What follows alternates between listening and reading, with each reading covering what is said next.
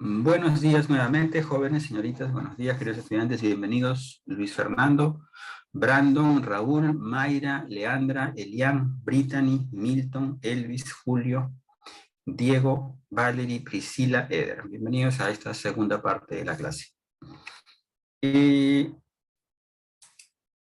Otra propiedad química que es importante de conversar, que es importante de discutir en esta sesión y espero que el tiempo nos dé para completarla, corresponde a la reacción del suelo. La reacción o pH del suelo, aunque decir pH del suelo es, por supuesto, simplificar bastante la propiedad.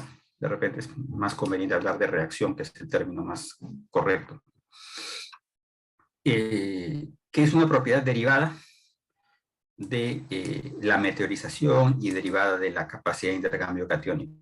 Por eso les decía que la capacidad de intercambio catiónico pasa por ser una de las propiedades fundamentales, así como la textura es una propiedad física fundamental que define otras propiedades, la capacidad de intercambio catiónico define propiedades químicas en el suelo. Conversaremos entonces con respecto a reacción del suelo, entendiendo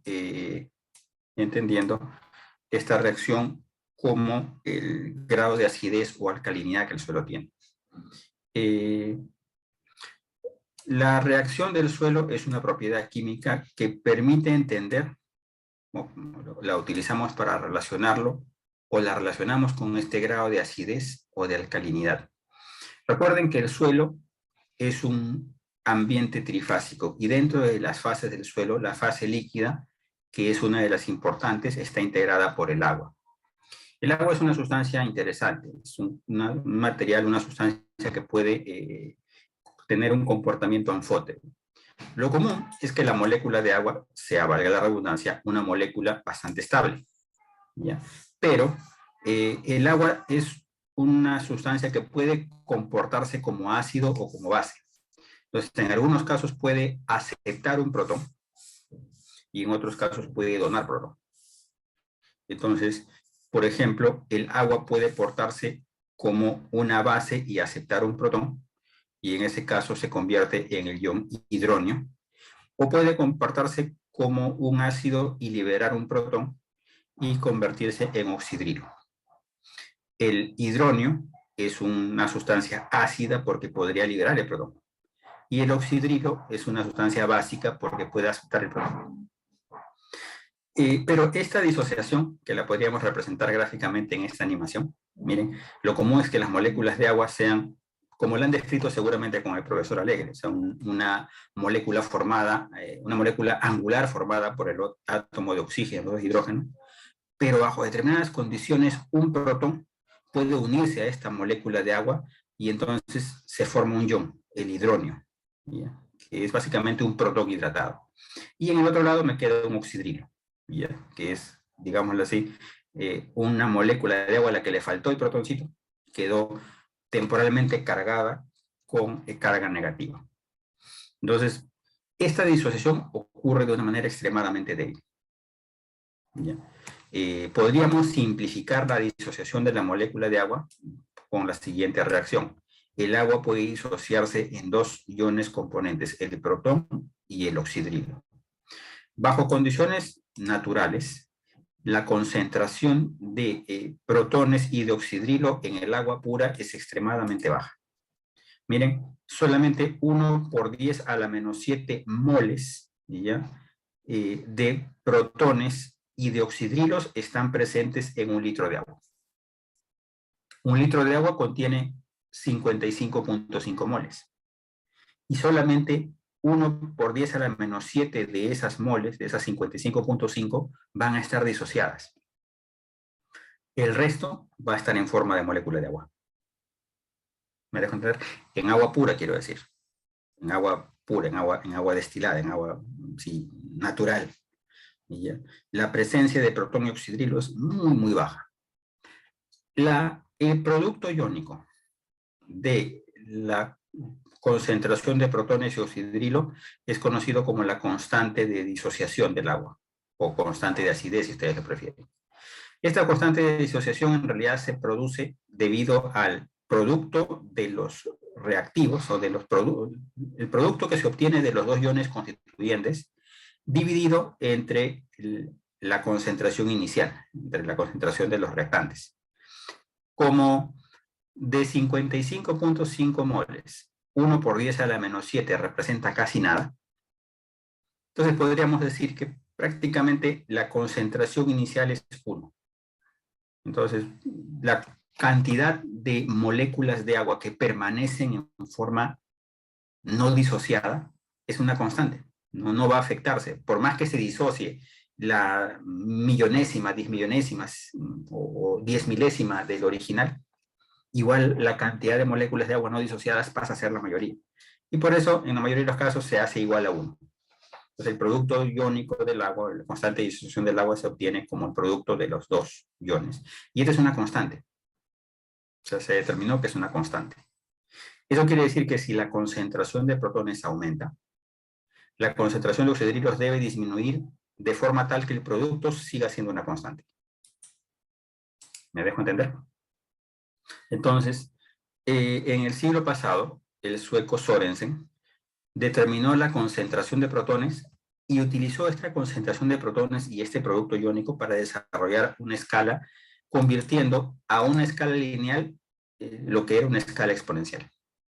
Desarrolló la escala de pH, que es equivalente al logaritmo negativo de la concentración de protones en la solución acuosa. Entonces, si en el agua pura, por ejemplo, la concentración de protones es 10 a la menos 7 y la concentración de oxidrilos también es 10 a la menos 7, entonces el logaritmo negativo de esa concentración sería 7. Entonces él determinó que la escala va a 7 cuando el agua está en estado completamente neutro y la concentración de protones y oxidrilos es la misma. Pero en las sustancias que son acuosas, puede ocurrir que la concentración de protones aumente por algunos solutos disueltos. Es decir, el agua pura, el agua destilada o ultradestilada tiene un pH 7, pero el agua en la naturaleza rara vez es pura, especialmente si son fluidos. Hay sustancias con base acuosa, como por ejemplo la leche, el plasma o la sangre o el sudor, cualquier fluido corporal, que tiene un pH que tiene un valor ligeramente más alto de oxidrilos, ligeramente un poquito más bajo en protón. Mientras que, por ejemplo, una masa para pan, ¿ya? O una rica cerveza.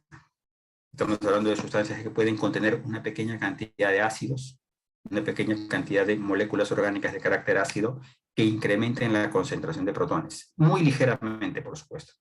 Una tacita de café, ya tiene algunas moléculas cafeína, ácido cafeico que la hacen un poco más ácido.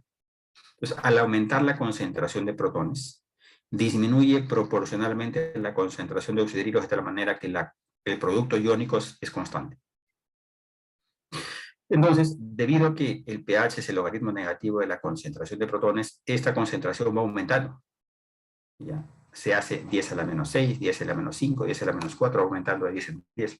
Sobre se convirtió esa escala en una escala lineal, diciendo que el logaritmo negativo sería 6, 5, 4, 3, 2, hasta llegar a 0. Y lo contrario puede pasar. Algunas sustancias pueden incrementar la concentración de oxidrilo. Y al aumentar la concentración de oxidrilo, disminuye la concentración de protones. ¿Ya? Se hace más grande la concentración de oxidrilo, disminuye esta concentración de protones, el producto sigue siendo una constante.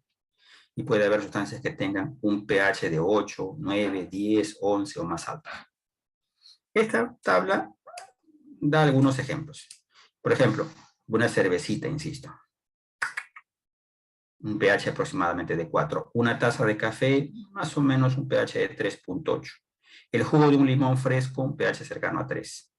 El jugo gástrico del intestino, o del estómago, perdón, un pH cercano a 1.82.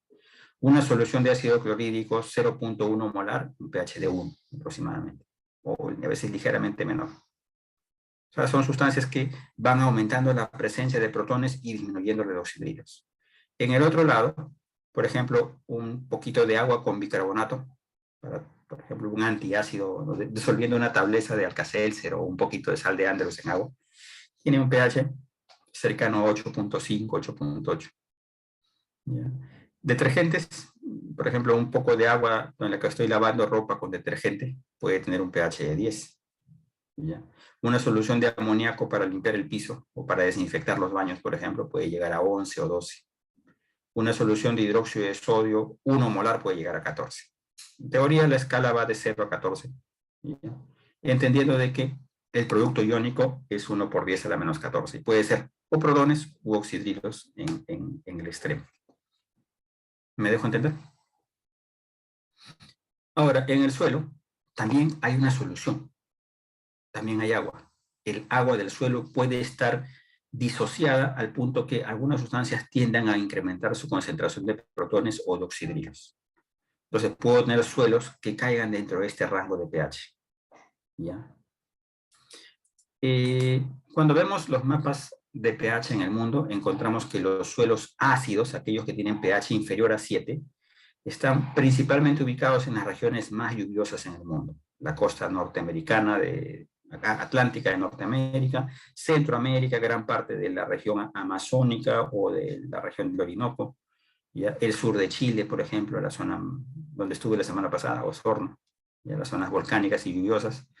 El centro de África, gran parte de Europa, incluyendo, por supuesto, Rusia, y el sudeste asiático son regiones lluviosas. Son regiones donde por la intensa precipitación hay meteorización, hay lixiviación y se tiende a la aparición de cationes ácidos. Entonces no es raro que estos suelos tengan acidez.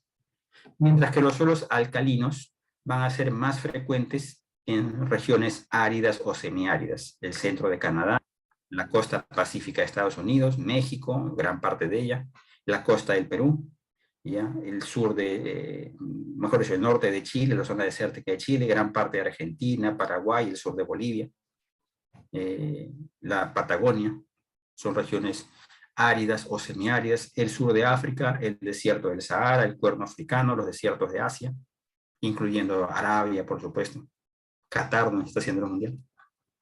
Son regiones donde no llueve.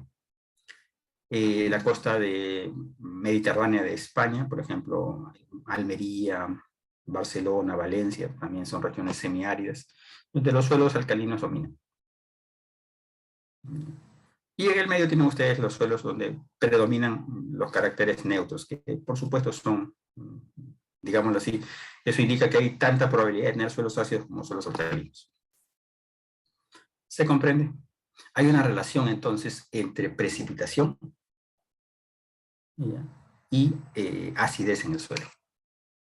Lo cual nos llevaría a discutir un poco por qué tenemos los suelos ácidos, de dónde se deriva la acidez en el suelo. Las precipitaciones abundantes e intensas son casi la regla para la acidez en el suelo. Entonces, yo puedo tener condiciones de intensa precipitación bajo temperaturas altas,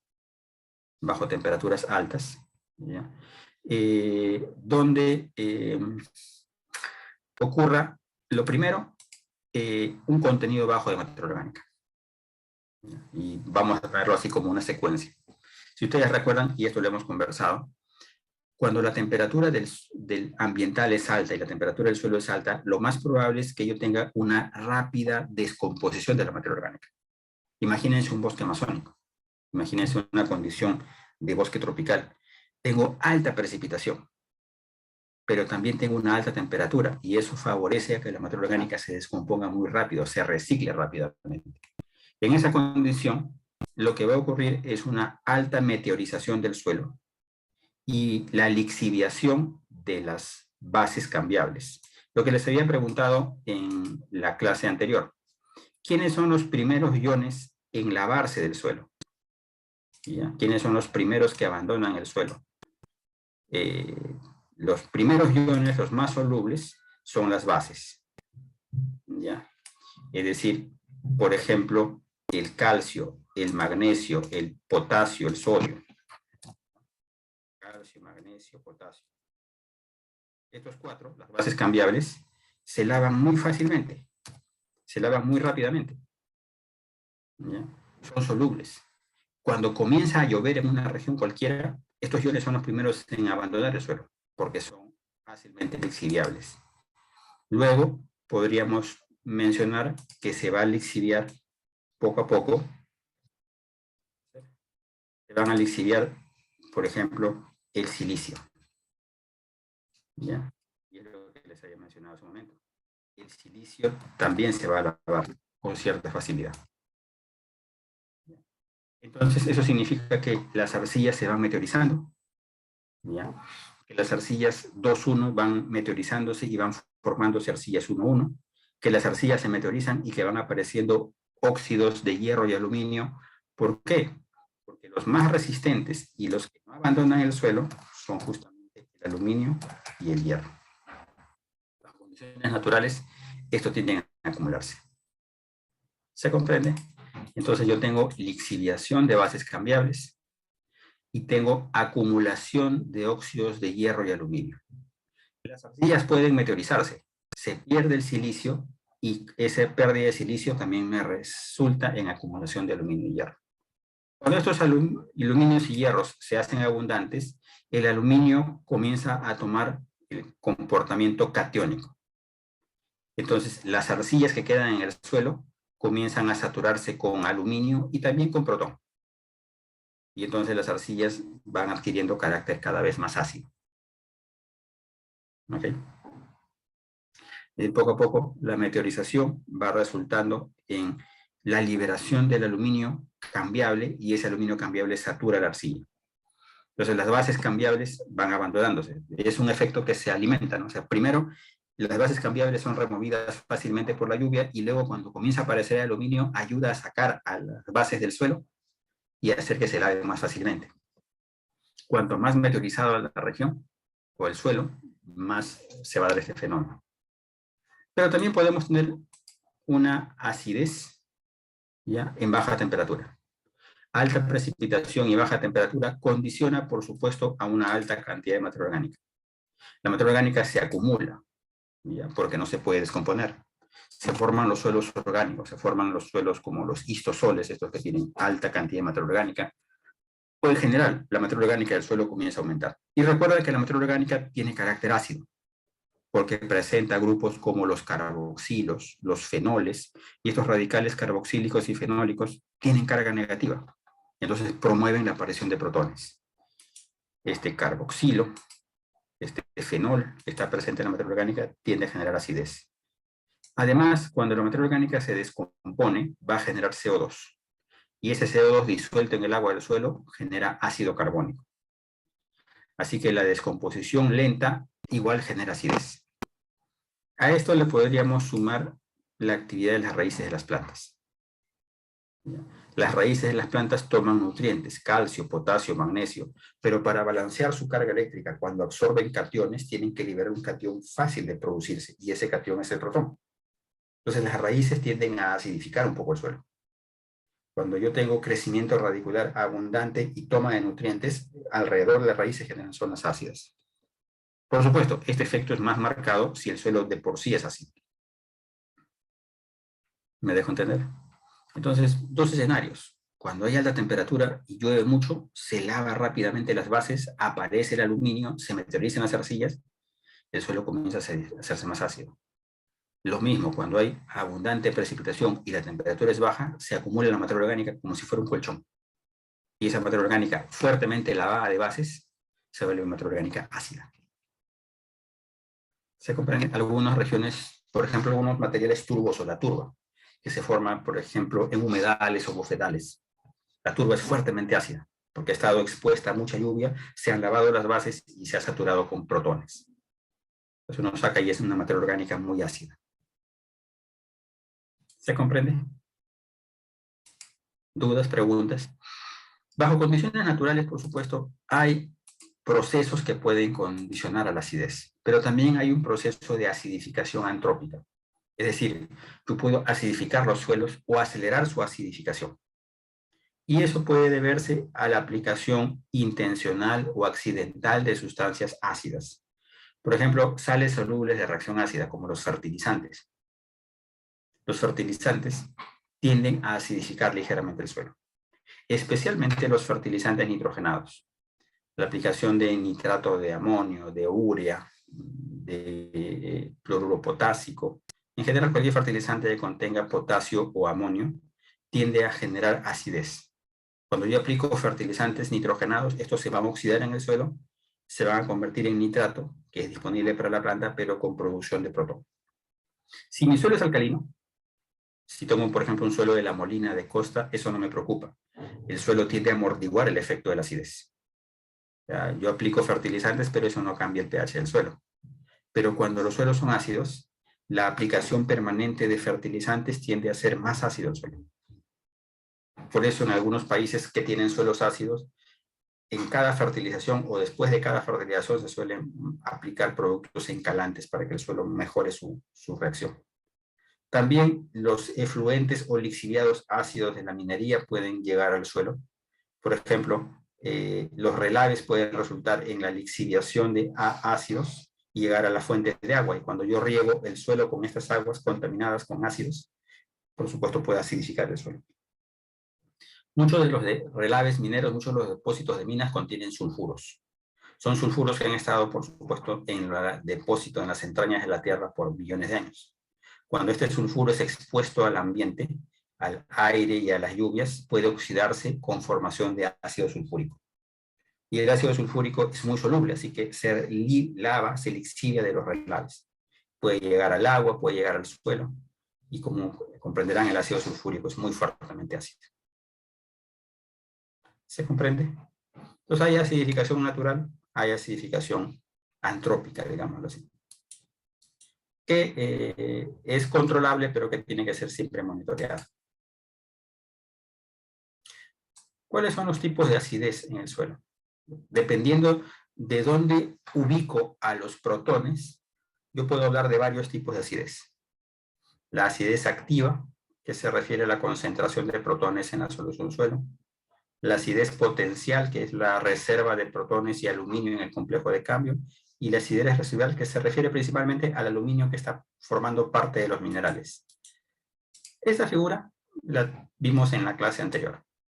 Recuerden que yo tengo mi complejo de cambio, tengo mi suelo, mi planta creciendo en el suelo, y recuerden de que la carga eléctrica negativa generada por las arcillas y la materia orgánica del complejo arcillo-húmico puede compensarse con algunos iones básicos. El calcio, por ejemplo, es básico. El magnesio es básico. ¿Ya? El potasio y el sodio son bases cambiables. Tienen carga positiva, son cationes y tienen carácter básico. ¿Ok? Pero también hay cationes que son ácidos. Cuando estos cationes se vuelven más abundantes, el suelo comienza a tener carácter ácido. Y dentro de esos cationes, los más abundantes son el protón y el aluminio. Estos 6 cationes, calcio, magnesio, potasio, sodio, aluminio y protón, corresponden prácticamente a la totalidad de los cationes. Hay pequeñas cantidades de hierro, pequeñas cantidades de zinc, pequeñas cantidades de cobre, pero son muy pequeñas comparadas con los otros 6. Entonces, yo diría que este complejo de cambio, esta doble capa difusa de la que hablamos en la primera clase, está distribuida entre prácticamente 6 cationes. 6 cationes, estos 6, de los cuales ustedes pueden encontrar algunos que son básicos y otros que son ácidos. Y por supuesto, algunos de estos iones, como el protón, pueden pasar a la solución suelo. Entonces, yo voy a tener 2 tipos de acidez en función de dónde se encuentra este protón. Si el protón se encuentra retenido en el complejo de cambio, retenido en la doble capa difusa, retenido en esta que conocíamos como la solución interna o solución micelar, estoy hablando de acidez cambiable. Y es cambiable porque se puede intercambiar con la solución suelo. ¿Me dejo entender? Un protón, por ejemplo, puede pasar de aquí a acá. O sea, puede dejar esta solución interna y pasar a la solución externa. Puede dejar esta solución micelar y pasar a la solución suelo, donde puede reaccionar. Entonces, si el ion se encuentra en la solución suelo y se encuentra como protón, se le conoce como acidez activa. La acidez activa está referida a la concentración de protones que están en la solución suelo. ¿Okay? La acidez que está retenida en el complejo de cambio se conoce como acidez cambiable, ¿ya? Y esta acidez cambiable está representada por el aluminio y por el protón, que se van a encontrar retenidos en el complejo de cambio. Entender por qué el protón es acidez creo que es directo, o sea, es el protón, es el que genera la acidez. Pero entender por qué el aluminio también está contemplado dentro de la acidez cambiable, por qué este aluminio es ácido, pasa por entender que el aluminio va a hidrolizar. Y al hidrolizar va a convertirse en protón. O sea, va a generar protones. Entonces, cada vez que el aluminio deja la arcilla o deja el complejo de cambio, deja la solución interna y pasa a la solución suelo, va a ocurrir hidrólisis y esa hidrólisis va a generar protones. Entonces, la acidez activa, insisto, se refiere a esta concentración protónica soluble, disuelta en el agua del suelo. La acidez cambiable se refiere a la suma de los protones más los aluminios que se encuentran retenidos en el complejo de cambio. Una vez más, mucho más abundante es la acidez cambiable que la activa. La acidez activa a veces está representada por pocas moles o poca concentración de protones en el agua del suelo, mientras que la acidez cambiable supone una cantidad bastante mayor. La acidez residual, ya, también conocida como enlazada, así es enlazada, se refiere fundamentalmente a aquella presencia de aluminio que forma parte de la arcilla o que está fuertemente enlazada a la arcilla. Recuerden ustedes que las arcillas tienen una lámina de octaedros de aluminio. Entonces hay aluminio dentro de la arcilla, pero ese aluminio está formando parte de la lámina de la arcilla propiamente. Entonces no reacciona. Pero cuando la arcilla se meteoriza, o sea, si ocurriese, por ejemplo, una meteorización muy intensa de arcilla y la arcilla se comienza a partir, que duda cabe, el aluminio pasaría a la solución suelo. Entonces, es posible que la meteorización suponga un riesgo de acidificación. Por eso, esta acidez o este aluminio retenido dentro de las arcillas o formando parte de las arcillas se le conoce como acidez residual. ¿Se comprende? ¿Dudas, preguntas, comentarios? ¿Quejas, protestas? Entonces podríamos ubicar a la acidez activa, ¿ya?, como la concentración de protones en solución suelo, a la acidez cambiable como la suma de los protones y los aluminios retenidos o absorbidos en la superficie de arcilla dentro de lo que conocíamos como la zona de doble capa difusa, dentro de lo que conocíamos como la solución interna, y a la acidez residual como el aluminio presente dentro de la arcilla en el mineral, formando parte dentro del mineral. Como les decía, entender que el protón es ácido es sencillo. Ahora, ¿por qué el aluminio es ácido? El aluminio es ácido, tiene carácter ácido porque sufre hidrólisis. Cuando el aluminio se encuentra en forma iónica, es decir, como ion aluminio, como catión aluminio, va a hidrolizar en presencia de agua formando hidróxidos de aluminio. Un hidróxido bivalente que desprende un protón. Este hidróxido puede continuar su hidrólisis para formar un hidróxido de aluminio monovalente y liberar otro protón. Y este a su vez puede hidrolizar otra vez con una molécula de agua formando hidróxido trivalente y un tercer protón. Entonces, si ustedes lo calculan, un aluminio más 3 aguas forman un hidróxido de aluminio precipitado y 3 protones. Este hidróxido de aluminio precipitado es insoluble, es algo así como un coloide, como un gel. Entonces, tiende a estar en forma sólida, en forma mineral, más que en forma soluble. Y por lo tanto, al precipitar, me genera protones, me genera acidez. Con esto lo que les estoy diciendo es que si aumenta la presencia de aluminio soluble en el suelo, este aluminio soluble va a precipitar liberando protones. Por eso el aluminio es ácido o da carácter ácido. Pueden establecer ustedes reacciones parecidas con el hierro. El hierro férrico, el hierro más 3, que es muy poco soluble, cuando se presenta, puede precipitar en forma de hidróxido de hierro y liberando protones. Entonces, cada vez que de un mineral se libera un hierro, ese hierro precipita y me deja protones. ¿Se comprende? ¿Dudas, preguntas, comentarios? ¿Quejas, protestas?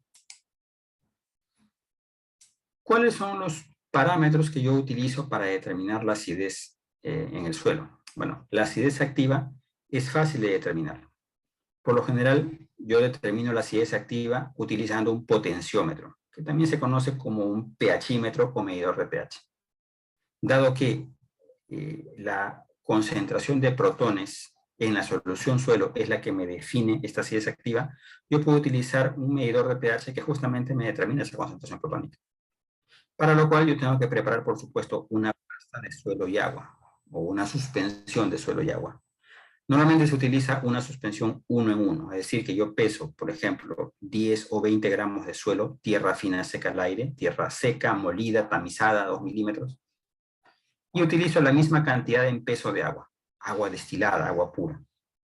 Agito enérgicamente durante unos minutos, ¿ya? Puede ser manualmente, puede ser en forma mecánica, hay agitadores especiales a veces para agitar muchas muestras. Y luego simplemente espero o dejo que esta solución precipite o se asiente un poco para que me determine una solución, un extracto del suelo. Y en este extracto yo introduzco mi potenciómetro o mi pHímetro directamente. Lo que va a pasar es que de la partícula de suelo se va a liberar el protón y ese protón va a pasar a la solución suelo. Y la solución suelo, al tener una concentración protónica, yo la puedo determinar con la ayuda de un pHímetro. Puede ser un pHímetro de laboratorio, de mesa, que tiene un electrodo de vidrio, o puede ser estos pHímetros portátiles o digitales que a veces son bastante buenos. Ya, algunos pHímetros que parecen un resaltador de texto, delgaditos, que si se calibran bien, son bastante buenos y bastante precisos. Entonces, de esa manera yo determino la concentración protónica en la solución suelo. ¿Ok? Ahora, la acidez cambiable se determina mediante el desplazamiento del aluminio y del protón del complejo de cambio con algún ion neutro, por ejemplo, cloruro de potasio. Entonces, primero yo tengo que empujar, entre comillas, desplazar al aluminio de la arcilla con potasio. Lo que va a pasar es que yo, en lugar de utilizar agua, utilizo una solución de cloruro de potasio 1 normal. Esta solución contiene una cantidad de potasio que al ser catiónico ingresa a la arcilla. Ahora, ustedes me pueden decir, profesor, hace un momento en la clase dijo de que el aluminio es más fuertemente retenido en la arcilla que el potasio y que el protón es más fuertemente retenido que el potasio. ¿Cómo el potasio logra sacar el aluminio de la arcilla?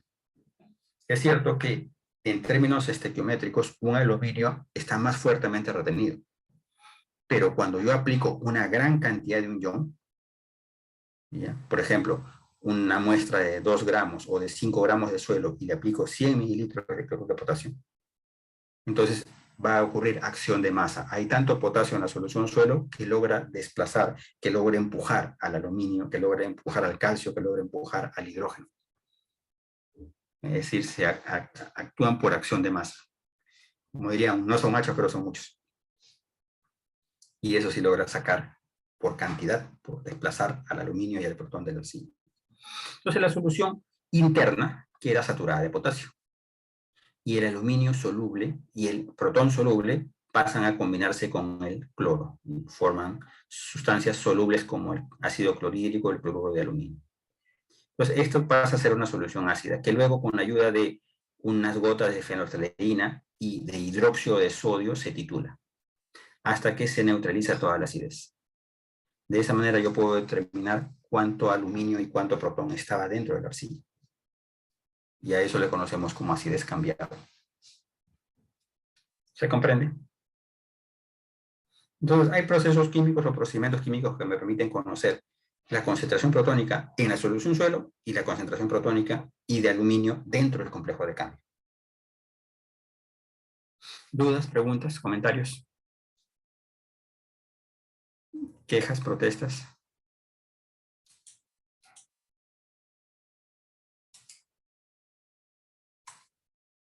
Ahora, y entonces, ¿cuándo es que tenemos suelos alcalinos? ¿Cómo es que puede ocurrir un suelo alcalino? Básicamente, los suelos alcalinos van a ocurrir siempre que no se den las condiciones climáticas o edáficas que hemos visto para los suelos ácidos.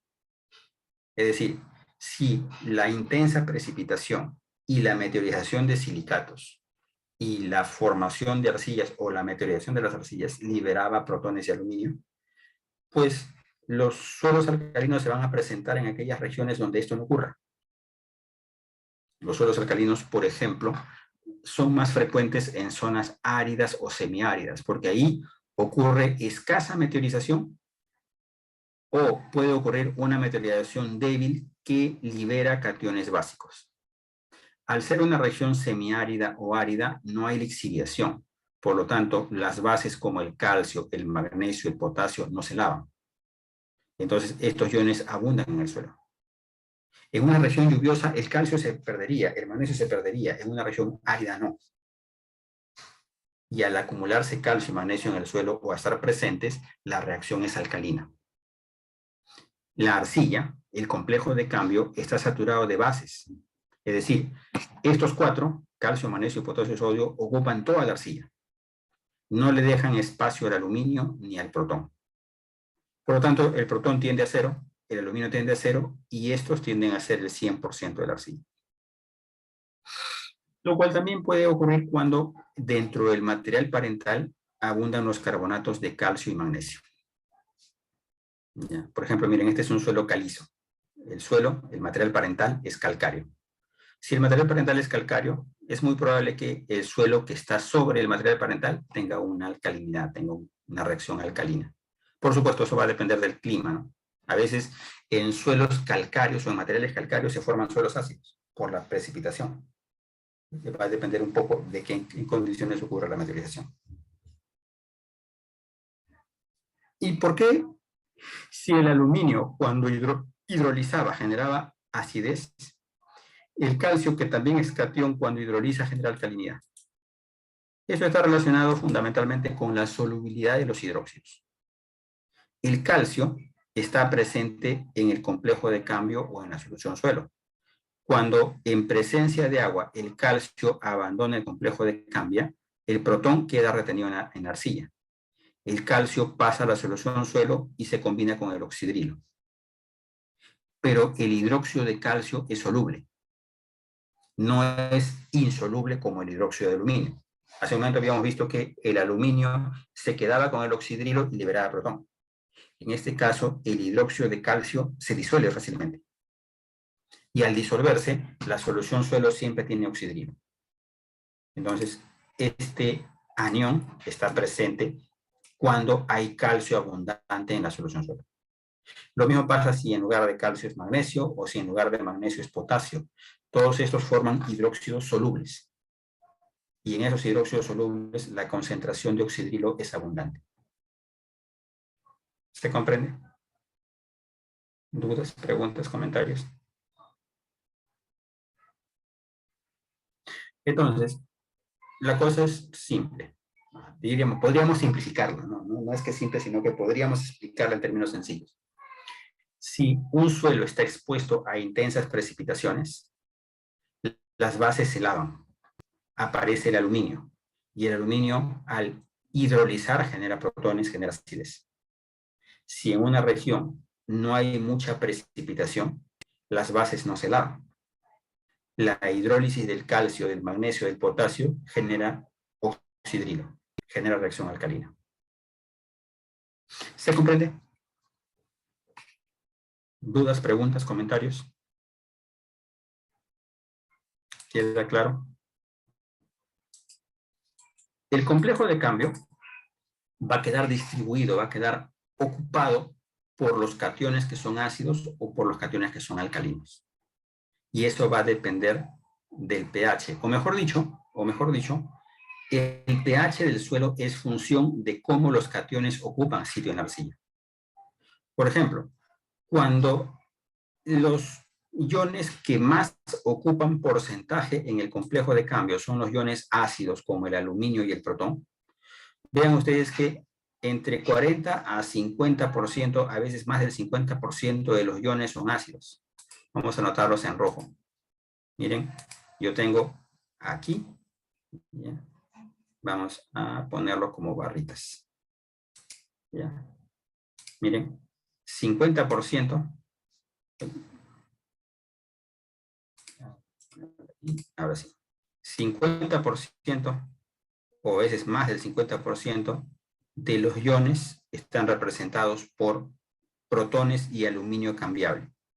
Y hay otra pequeña cantidad, o a veces no tan pequeña, que corresponde a iones como el aluminio y el protón enlazados. O sea, hay poca carga eléctrica, ¿ya? Estos enlazados no generan carga eléctrica. Miren que el espacio para los iones como el calcio y el magnesio es pequeño. Entonces yo voy a tener un alto porcentaje de ácidos o de acidez en el suelo. Si tengo un pH, por ejemplo, 5, ¿ya?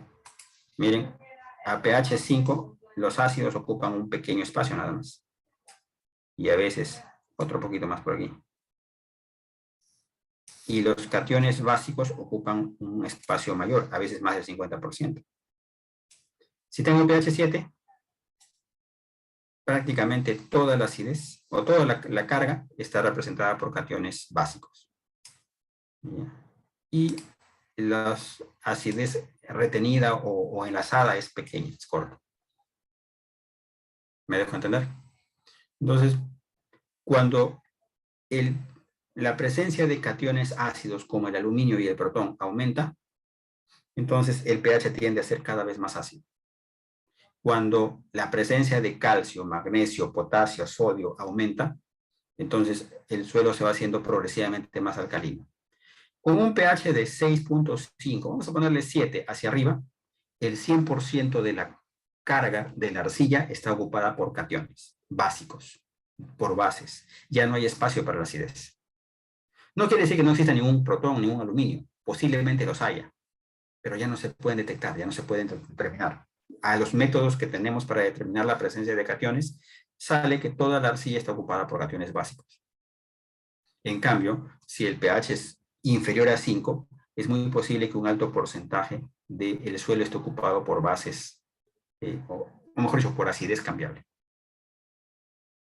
¿Se comprende? Y eso fundamentalmente porque cuando se incrementa la precipitación, se va incrementando poco a poco la cantidad de arcilla y con ello la capacidad de intercambio catiónico. ¿Recuerdan de que habíamos dicho de que al haber más meteorización aumenta la arcilla? En una región árida, por ejemplo, los suelos son arenosos, tienen poca arcilla y por lo tanto hay poca capacidad de intercambio catiónico. Conforme se incrementa la precipitación hasta más o menos unos 1000 milímetros, yo tengo cada vez más arcilla y más capacidad de intercambio catiónico. Pero cuando los suelos están expuestos a mucha precipitación, arriba de 600, ¿ya? Entonces puede haber lixiviación. 600 milímetros puede parecer una cantidad poca de lluvia. Es la precipitación que ocurre en nuestra sierra, por ejemplo, en gran parte de la sierra.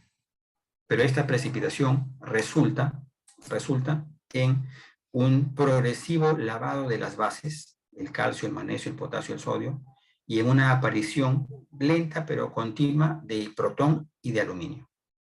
Entonces, cuando yo tengo precipitaciones como 700, 800, 1000, entonces la SIC comienza a estabilizarse y la acidez comienza a aumentar, las bases comienzan a disminuir. Al punto que en algunos suelos tropicales, por ejemplo, yo tengo más acidez que bases. Tengo 60, 70% de aluminio intercambiable y apenas 30, 40% de bases cambiables. En cambio, en un suelo de costa, tengo 100% de bases cambiables y ya no detecto, ya no determino acidez cambiable. ¿Se comprende? ¿Dudas, preguntas, comentarios?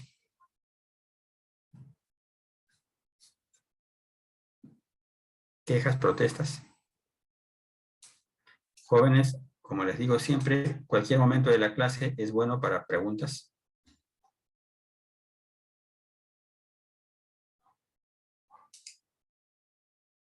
¿Queda claro? ¿Seguro? ¿Ninguna duda?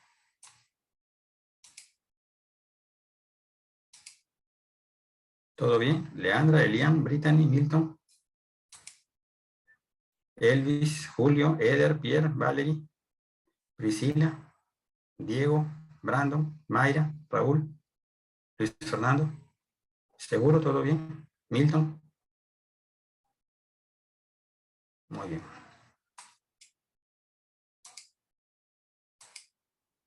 ¿Todo claro? Perfecto, gracias.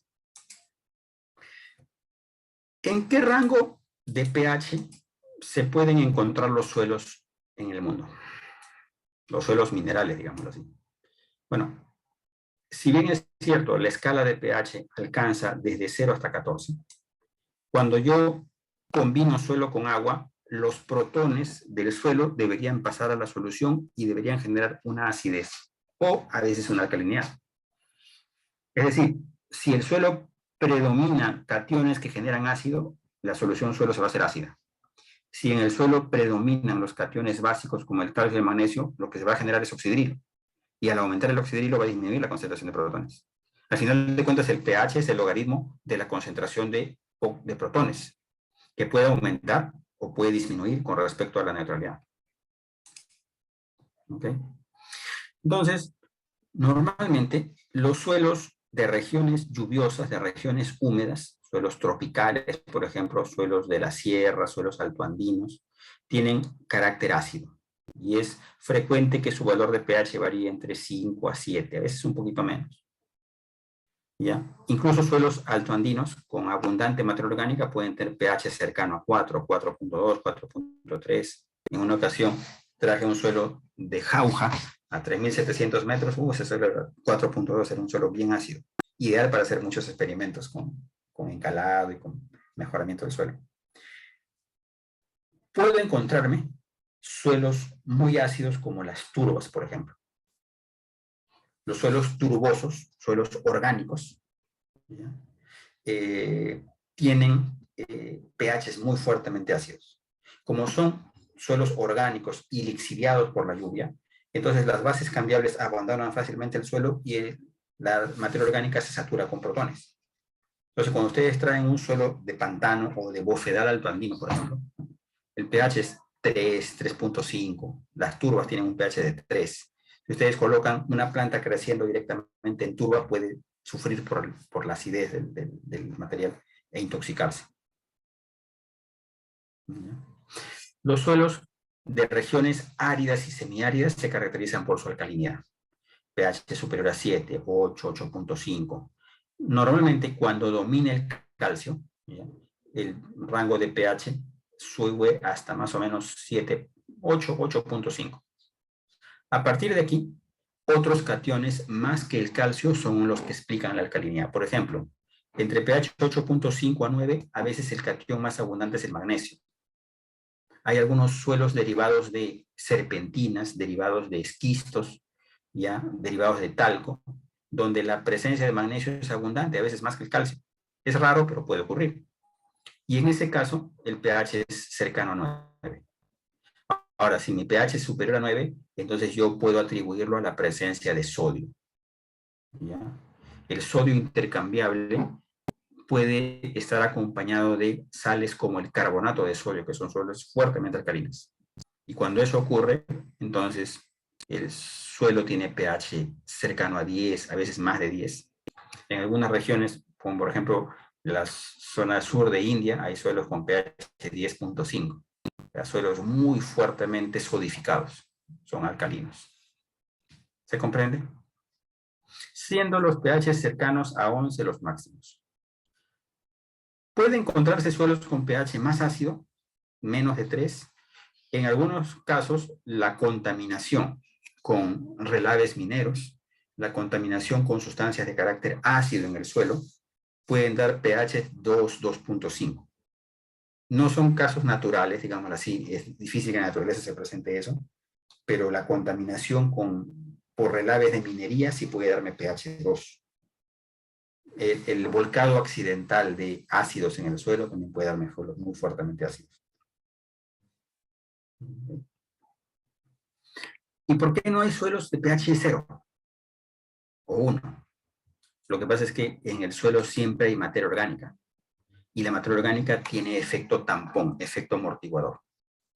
Si bien es cierto, ¿ya? Los suelos que tienen materia orgánica son ácidos, la materia orgánica tiene un carácter amortiguador. Hay grupos ácidos como el carboxilo, pero también hay grupos alcalinos como el amino. Cuando el suelo es muy fuertemente ácido, el carboxilo actúa reteniendo el protón. Es decir, ese carboxilo que había generado el protón, si el suelo es muy ácido, lo retiene de nuevo. Entonces, el suelo que tiene materia orgánica llega a un pH de 3 y es poco probable que baje más, porque la misma materia orgánica se encarga como de amortiguar y de evitar la excesiva presencia de protones. En los suelos alcalinos pasa lo mismo con el carbonato y bicarbonato. La presencia del ion bicarbonato, que es un ion característico de suelos alcalinos, tiene efecto tampón, efecto amortiguador. Cuando un suelo tiene bicarbonato, el bicarbonato en una condición muy alcalina puede desprender el protón. Es decir, de bicarbonato se convierte a carbonato. Y entonces el pH se amortigua, se libera. Por eso es raro que el pH sea mayor de 11. No hay pH 14, no ocurre naturalmente un suelo de pH 14 porque el bicarbonato presente en el suelo se encarga de amortiguar el pH. ¿Se comprende? ¿Dudas, preguntas?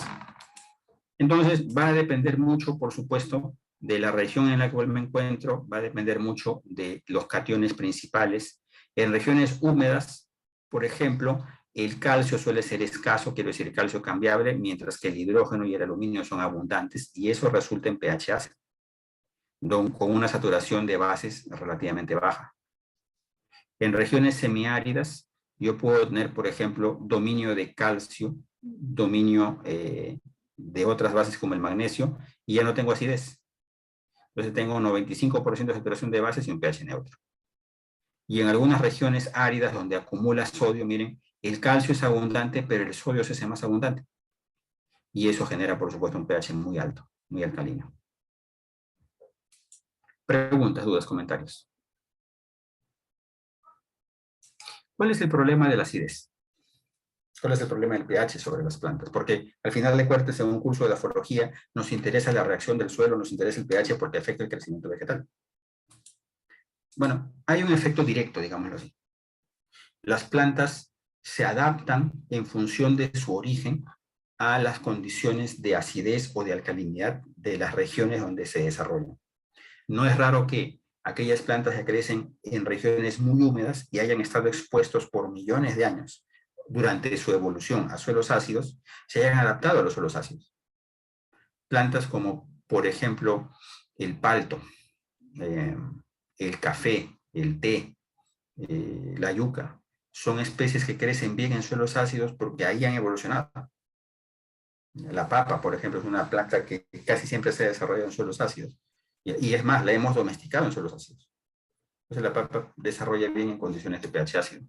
Mientras que las hortalizas de hoja, lechugas, espinacas, acelgas, prefieren los suelos alcalinos porque se han desarrollado, han evolucionado en condiciones de suelos alcalinos de baja precipitación en zonas áridas o semiáridas y por lo tanto con abundancia de calcio. Esta figura representa un poquito cuáles son los rangos de pH tolerable en amplio y óptimo en estrecho, en oscuro. Vean que la alcachofa prefiere los suelos de ligeramente ácidos a ligeramente alcalinos. El apio, la berenjena, las cebollas, coles, coliflores, espinacas, las habas son, por ejemplo, muy,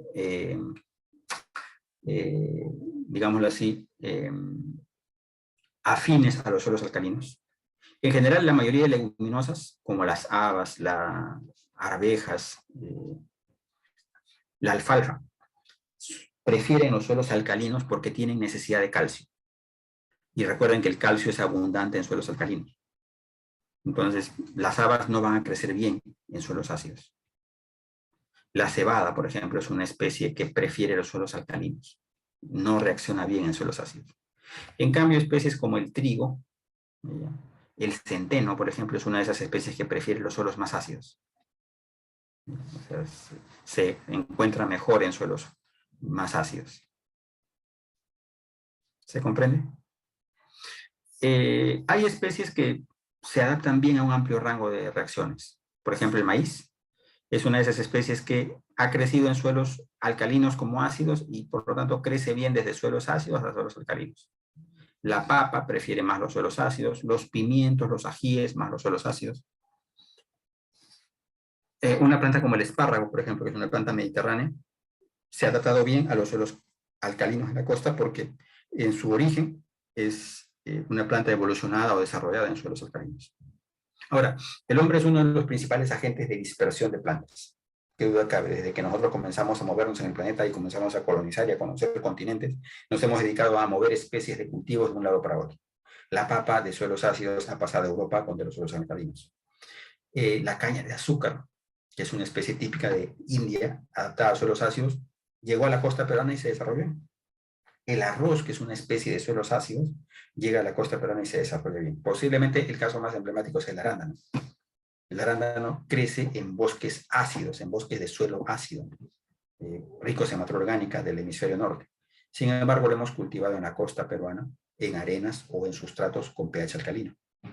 Y no está haciéndolo mal. El Perú es el primer exportador mundial de arándano en el año pasado. ¿Se comprende? Entonces, digámoslo así, la adaptación puede darse, si bien hay algunas especies que no se adaptan tan fácilmente. ¿Cuál es el problema de la acidez? Cuando los suelos tienen mucha acidez y mucho aluminio, esto intoxica a las plantas. El aluminio suele inhibir el crecimiento de la raíz. El aluminio afecta sobre todo los meristemas, haciendo que la yema, la punta de la yema muera. Entonces la raíz se vuelve más bien gruesa y con poca ramificación. El hidrógeno también, el protón tiende a dañar las membranas celulares y limita el crecimiento de las raíces. Además, en suelos ácidos puede hacerse excesivo o tóxico el hierro y el manganeso y por supuesto se van a hacer deficientes las bases como calcio y magnesio. Entonces, vean ustedes cuando yo tengo plantas de maíz, por ejemplo, que si bien se adapta bien a varios rangos de pH, no quiere decir que lo haga perfecto en suelos muy ácidos. Miren la cabellera radicular de una planta creciendo en un suelo ligeramente neutro contra un suelo ácido. En un suelo ácido de pH 5 las raíces son más cortas y más gruesas y tienen pocos pelos radicales, poca ramificación. Entonces ustedes comprenden que esa raíz pequeña no alimenta bien a la planta crece menos. ¿Por qué? Porque el aluminio y el protón afectan las yemas de la raíz y comienzan a morirse. En cambio, en un suelo neutro, con más calcio, la raíz se ramifica, se alarga, se hace mucho más extensa, mucho más ramificada. Una planta que no soporta mucho la acidez es la cebada. La cebada en un suelo ácido tiene raíces oscuras, marrones, débiles, planta delgada. Cuando yo encalo el suelo y subo el pH, tengo raíces más grandes, más cremosas, más desarrolladas y una planta mejor. El camote, por ejemplo, es una planta que es sensible a la acidez y al aluminio. Miren, una planta de camote creciendo en una solución nutritiva, sin aluminio, con muchos nutrientes sin aluminio. Miren qué bonita la raíz, blanco cremosa, una cabellera radicular que parece una peluca, y hojas grandes y bien desarrolladas. Con 25 micromolar y con 50 micromolar de aluminio, cuanto más aluminio, miren la raíz se vuelve más corta, más oscura, ese color marrón rojizo indica oxidación, indica formación de fenoles. La raíz se va haciendo más pequeña y por supuesto la planta más pequeña. Comienzan a aparecer los amarillamientos, los síntomas de toxicidad por el aluminio. Cuanto más aluminio en el suelo o en la solución nutritiva, la planta crece menos. Estas son plantas de maíz en suelos ácidos. Al principio, cuando el suelo es muy ácido, yo voy a ver deficiencia de fósforo. El aluminio tiende a precipitar el fósforo. Y como resultado de eso, la planta toma menos fósforo y toma este color morado o púrpura. Y cuando la planta crece más, se pueden ver síntomas como esta mancha amarillenta o esta clorosis, así como por lagunas. Esta es toxicidad de aluminio en maíz. Entonces la planta crece poco, comienza a oxidarse, comienza a sufrir deficiencias. Y la alcalinidad, que tampoco suele favorecer mucho a las plantas. Normalmente las plantas responden mejor a los suelos alcalinos que a los suelos ácidos, pero cuando los suelos son muy, muy alcalinos también hay problemas. Los carbonatos, por ejemplo, pueden interferir en la nutrición. Algunos elementos como el hierro y el manganeso se oxidan en presencia del carbonato. Entonces se hacen deficientes. Los carbonatos también afectan la absorción de fósforo. Los suelos con carbonato tienen el fósforo insoluble o precipitado. ¿Ya? Y algunas veces, cuando los suelos son muy alcalinos, eso se asocia al exceso de sol. Cuando los suelos son alcalinos por carbonato de calcio, suele presentarse este síntoma, que es la clorosis inducida por la cal. Y la clorosis inducida por la cal se debe a la pobre absorción de hierro por la planta. El hierro es disponible para la planta en suelos ácidos, pero en suelos alcalinos el hierro se hace insoluble y la planta toma poco hierro.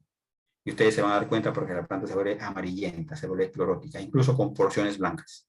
Miren esta hoja blanca de maíz, típica deficiencia de hierro. Y eso solamente ocurre cuando los suelos son muy alcalinos. ¿Dudas, preguntas, comentarios? Vamos a dejarlo aquí. Hoy día creo que hemos alcanzado nuestra meta. Creo que me quedan unos minutos para la siguiente sesión, pero vamos a completarlo con el próximo sábado. ¿Preguntas, dudas, comentarios? ¿Quejas, protestas?